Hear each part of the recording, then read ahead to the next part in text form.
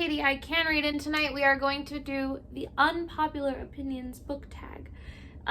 This tag was created a couple years ago by the book Archer, and it is essentially a bunch of prompts, nine prompts, where I'm going to tell you all of the tea, all of it. I'm gonna get canceled. Y'all are gonna hate me. I don't know. I don't have that many unpopular opinions, but the ones that I have are unpopular.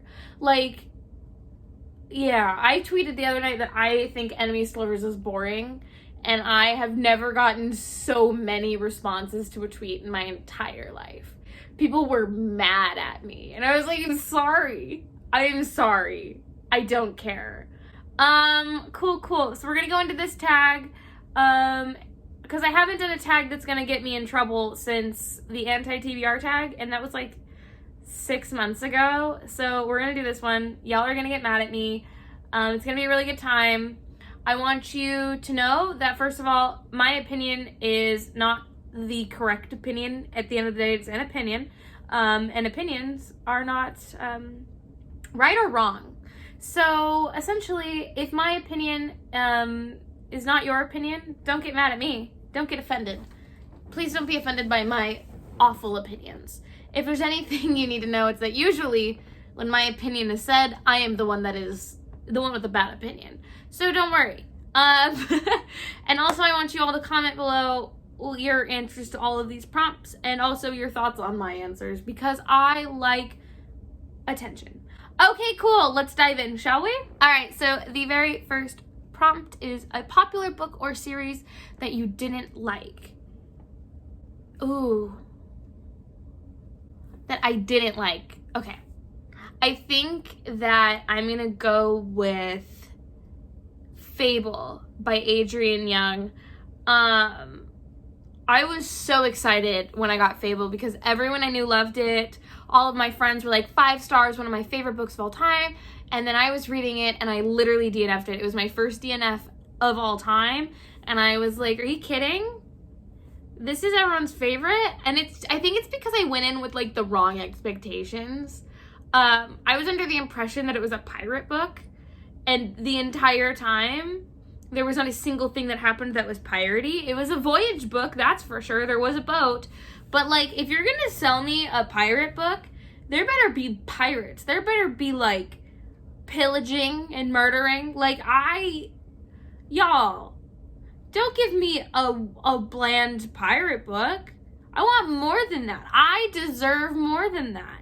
And frankly, that's what Fable did for me. Also, I didn't care about any of the characters. In Fable, there was this whole, like, perfect situation for there to be found family, and there wasn't any. There was none found family, and I was like, are you kidding? Are you kidding? You could have had a found family trope, and you didn't even go for it. So yeah, Fable by Adrienne Young. A lot of people love it, and I did not. Prompt number 2 is a popular book or series that everyone else seems to hate, but you love. Oh my god, y'all are gonna kill me because I had a realization the other day about this specific series and how I think it's my favorite series in the universe, in the franchise. And I know this series is controversial. I think that this trilogy, you either love it or you hate it. And that is the original Grisha trilogy. I came to the realization the other day that it's actually Ruin and Rising is my favorite in the entire Grishaverse. And I think about the trilogy more than I think about Six of Crows. Just in general. So yeah. I love the trilogy. It's so fun because it's like, it's something, I think the reason I like it is because it reminds me of something that I would have enjoyed in middle school. It did come out while I was in middle school, but for some reason it was never on my radar. Like, I was at the perfect age to read Shadow and Bone when it first came out, and it totally, like, didn't exist.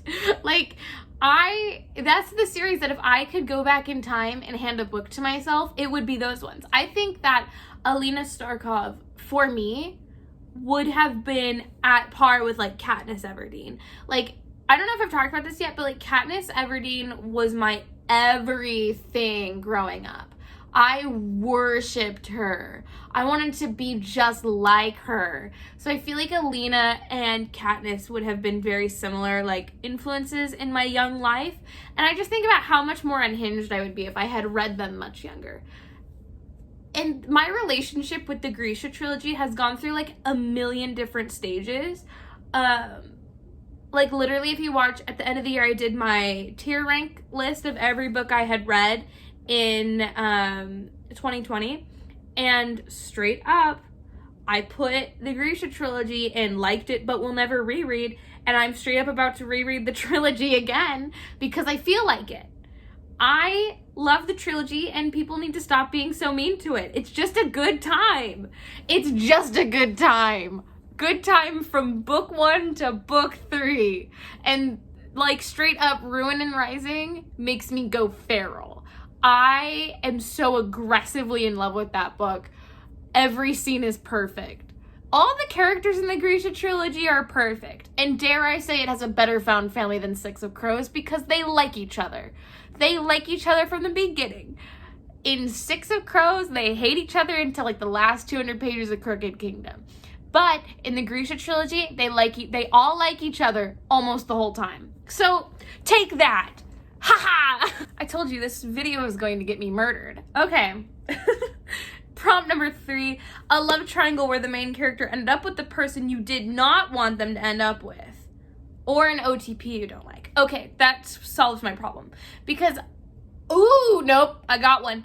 I got one for both, I think. So, I'm usually on the right side in a love triangle. When I read a love triangle, I usually come out on top.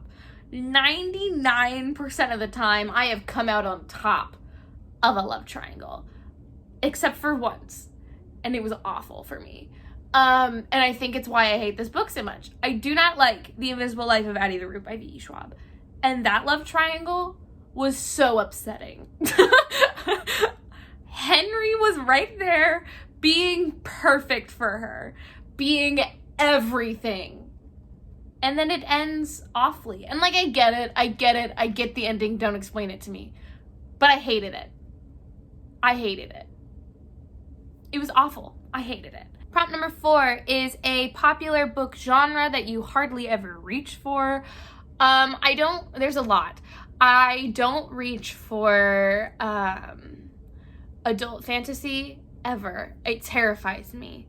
I don't know, all the adult fantasy I've read has been, I've either loved it or I've hated it, and I don't know where to start with, like, real fantasy. I've read a lot of urban fantasies that are, like, adult fantasies, but I haven't read a lot of, like, the hard hitters of adult fantasy, and I'm terrified to read them. So I don't know where to start. If someone wants to, like, hold my hand and do it with me, yes, but I don't reach for it.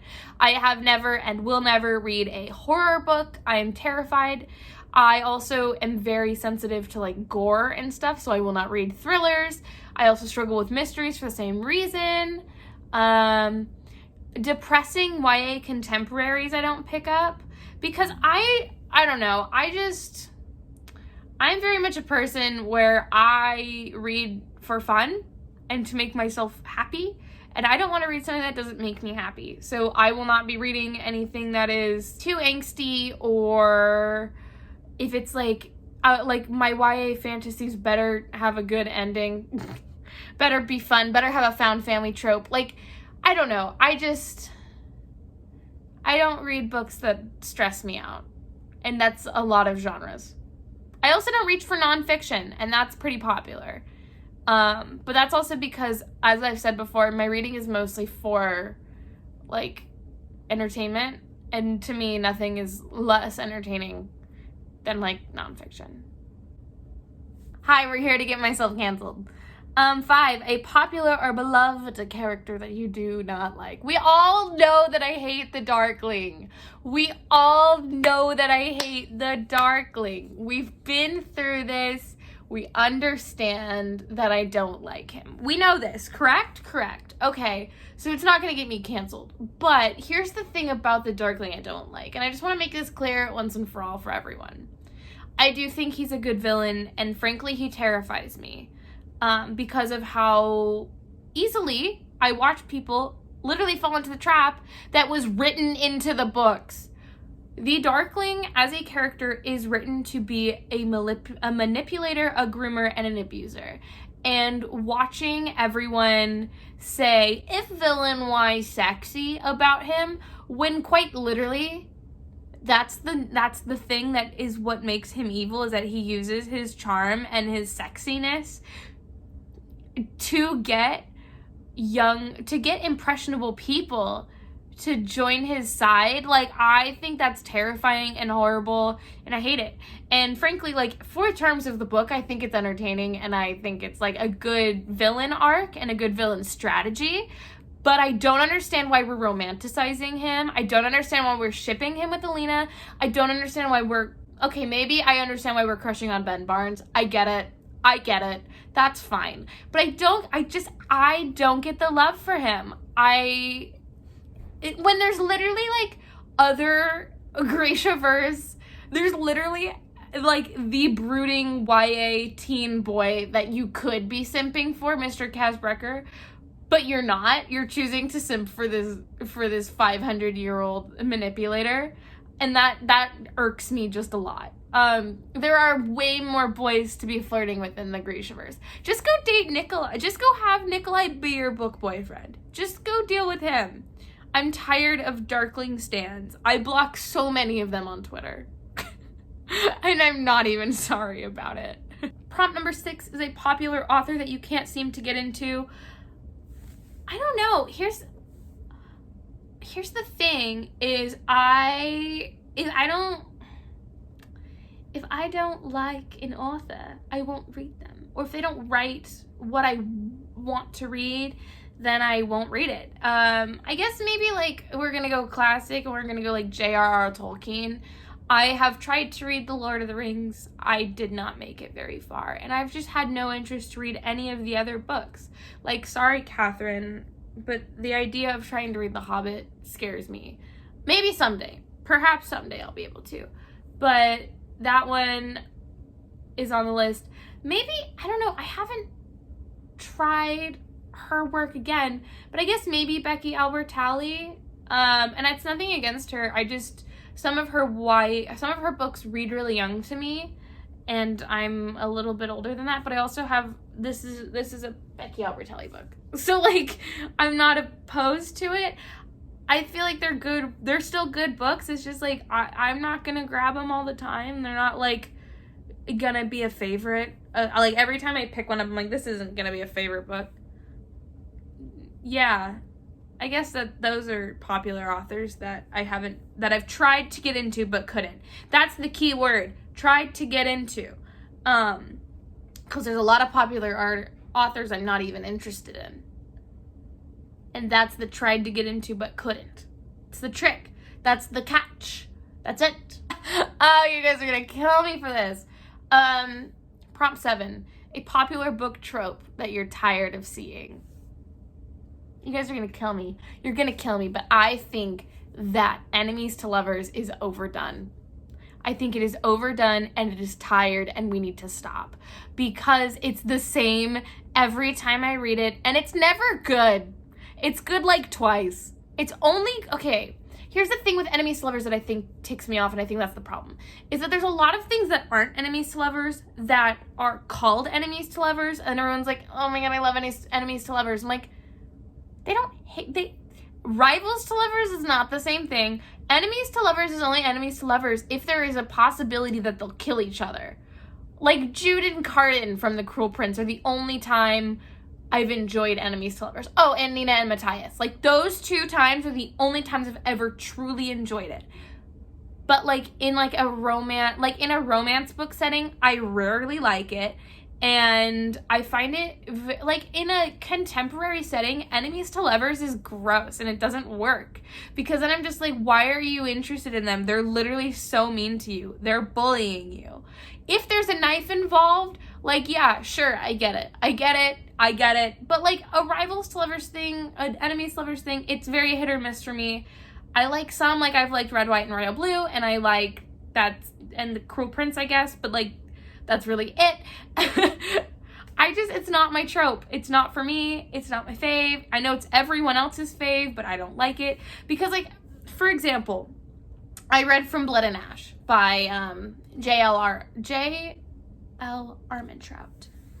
And the parts of it that I enjoyed were not the romance.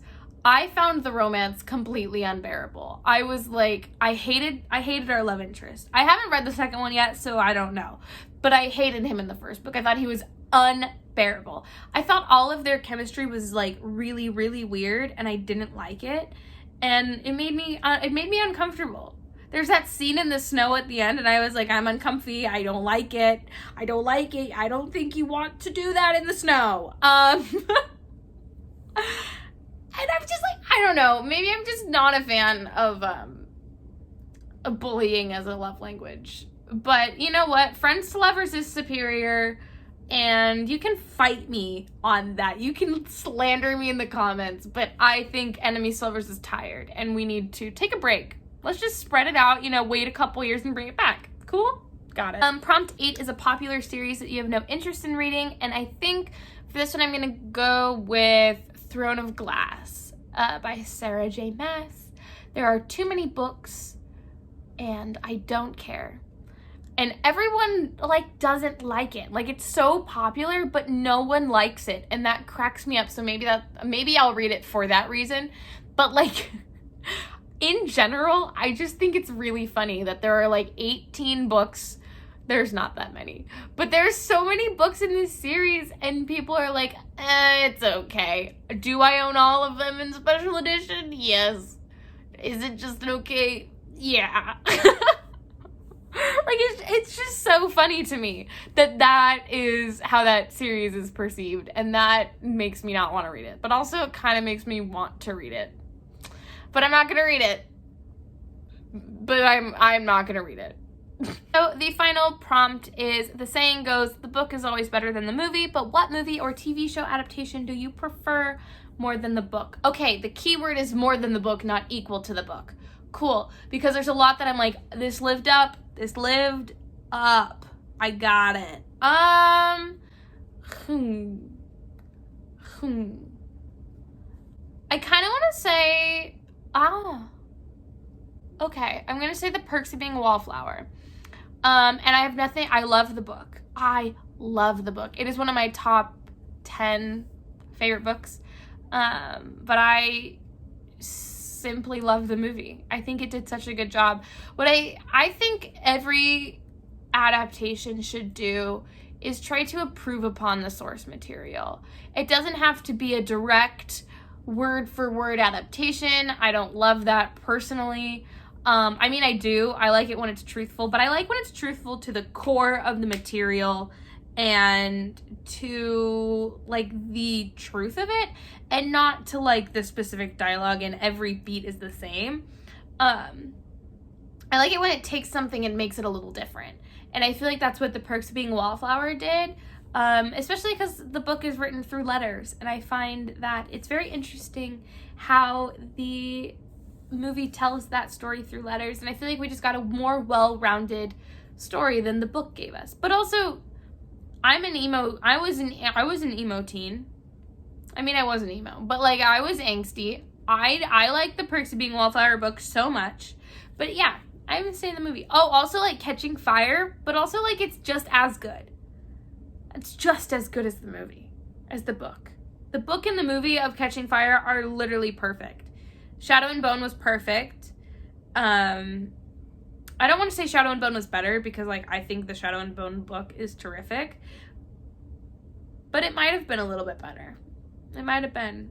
What else has been adapted? I don't know. I don't watch a lot of adaptations. Oops. Anyway, yeah, that's it. Okay, thank you so much for watching. Please subscribe, drop a comment. Bully me for this. Bully me for hating enemies to lovers. Bully me for hating the Darkling. Bully me for all of it. I would like to thank everyone who is joining the Alice Oseman read-along. We are going to have a great time. I am so excited and I'm so thankful that we were so well received and that we are going to have a boppin' good time this summer.